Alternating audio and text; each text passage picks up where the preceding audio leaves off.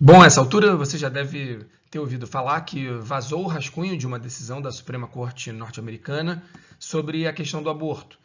A decisão não é oficial, mas eles já confirmaram que o rascunho é verdadeiro, o que indica, portanto, que eles devem mesmo derrubar a decisão anterior de 1973 sobre o assunto, onde eles tinham definido que o aborto é um direito da mulher. Bom, vamos falar um pouco disso. Meu nome é André Bolsinhas e sou professor de História e divido esse canal aqui, o AB2, com um outro professor, o André Botelho. Para começar a falar dessa lei, vale a pena lembrar que ela está ali ainda como uma rebarba dos movimentos progressistas dos anos 60, um momento da história em que houve a defesa e a luta pelos direitos homossexuais, a luta pelos direitos dos negros, que, enfim, talvez seja um dos grandes marcos ali do momento, a luta pela paz, tendo a guerra do Vietnã aí como o principal alvo daquele momento, mas no que nos interessa hoje, o movimento pelos direitos das mulheres. Lutava-se por direitos iguais no trabalho, no mercado de trabalho, mas também elas lutavam por questões envolvendo sexualidade e o seu corpo, e, portanto, isso esbarrava diretamente na questão do aborto. A lei em questão foi o resultado de uma série de pedidos de mulheres na justiça querendo fazer um aborto legal. O caso que chegou à Suprema Corte norte-americana é conhecido como Roe versus Wade. Né? Assim, os casos norte-americanos são tradicionalmente indicados assim, né? A pessoa que entrou na justiça, e o outro nome, no caso aqui, é do promotor, o cara que, enfim, que representava o Estado.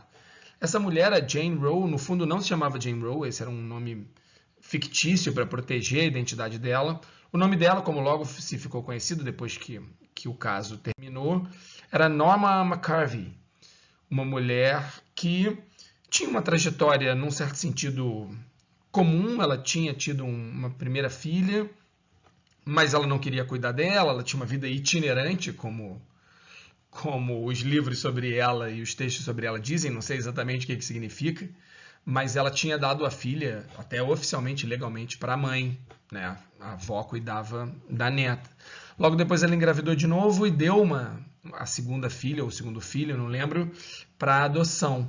E aí ela engravidou uma terceira vez. E aí, não querendo nem deixar com a mãe, nem dar para adoção, ela entrou na justiça pelo direito do aborto.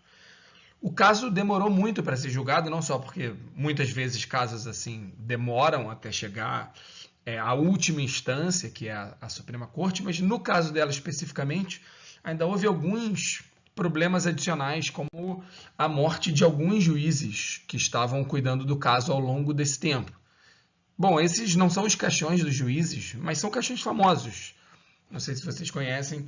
Tem uma história de uma família chamada Chase, uma família inglesa da ilha de Barbados, no século XIX, que comprou uma cripta e aí colocou o caixão de um membro da família, e quando voltou anos depois, o caixão estava todo bagunçado, virado de cabeça para baixo e tal. Bom, podia ser um ativista, e aí um vândalo, né, alguma coisa assim.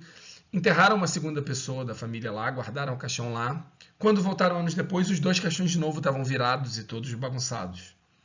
E aí colocam um terceiro membro da família lá, e de novo, quando voltam, não só os caixões estão bagunçados, mas o corpo de um deles estava na posição trocada. E aí acessaram o governador do local, que selou, fez um selo oficial na cripta para que ninguém pudesse invadir, ou se invadisse, que isso fosse claramente visto. No entanto, quando meses depois o próprio governador manda abrir para investigar se tinha alguma coisa, os quatro caixões estavam completamente bagunçados, inclusive forçando a porta, dificultando a entrada. O que, enfim, espalhou a notícia de que forças ali do interior, talvez a própria família, estivesse tentando sair. Bom, isso nada tem a ver com o nosso caso. O fato é que alguns juízes envolvidos, se eu não me engano, 2 juízes que tiveram com o caso nas mãos morreram, isso atrasou tudo. Mas em 1973, finalmente, o caso foi julgado pela Suprema Corte. Evidentemente, a filha dela já tinha nascido, porque esse caso ela tinha entrado em 1970, se eu não me engano, mas a Suprema Corte quis levar essa discussão adiante para finalmente dar um fim ao debate e se posicionar. E a posição foi favorável ao aborto, dizendo que o aborto era, sim, um direito da mulher. Uma história curiosa dela, da Norma, é que nos anos 80 ela se tornou ativista contra o aborto. Ela muda radicalmente de posição, não só passa a ser contra o aborto, como passa a atuar contra o aborto, combinando bem com a época, né? Se a gente pensar que o final dos anos 60 e início dos anos 70 é um momento progressista, os anos 80 é um momento conservador, como fica bem claro na eleição do Reagan, que era um cara com um discurso moralista muito forte e tal.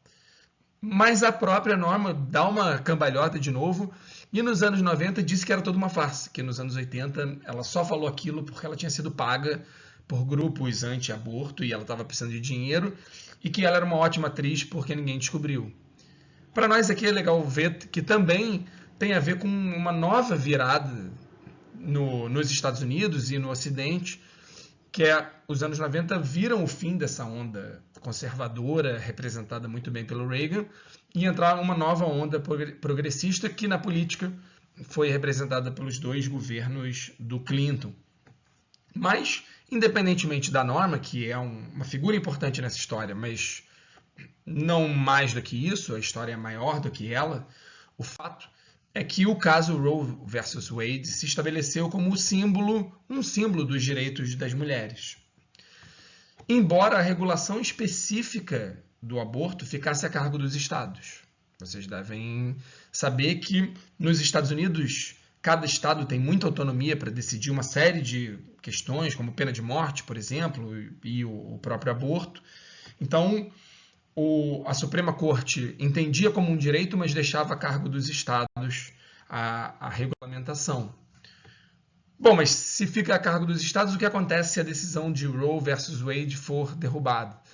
A questão é que, como a Suprema Corte entendeu como um direito, os estados poderiam, sem nenhuma dificuldade, permitir livremente o aborto, ainda que um ou outro estado coloque ainda hoje algumas dificuldades, algumas prerrogativas, alguns pré-requisitos para que o aborto aconteça, e alguns desses estados tentam aumentar ao máximo esse pré-requisito.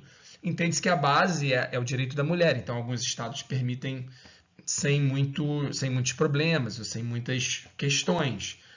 Se a Suprema Corte entender que aquela decisão precisa ser derrubada, o que pode acontecer é criar uma jurisprudência. O que é uma jurisprudência, né? É um caso que serve como exemplo para todos os outros que se seguirem. Então, se eles derrubarem o Roe versus Wade, entra o caso de uma jurisprudência de não entender mais o aborto como um direito da mulher. E isso pode levar os estados norte-americanos a definir o aborto como um crime, como era antes, e reduzir as suas possibilidades quase a zero, ou mesmo a zero. Bom, isso também tem a ver com a retomada de um discurso conservador dos costumes nos últimos 15 anos. Né? A gente tem visto de novo uma polarização que é uma polarização política, mas também é uma polarização moral, digamos assim, em relação a temas ligados a costumes, a sexualidade, e não à toa essa questão está sendo posta novamente.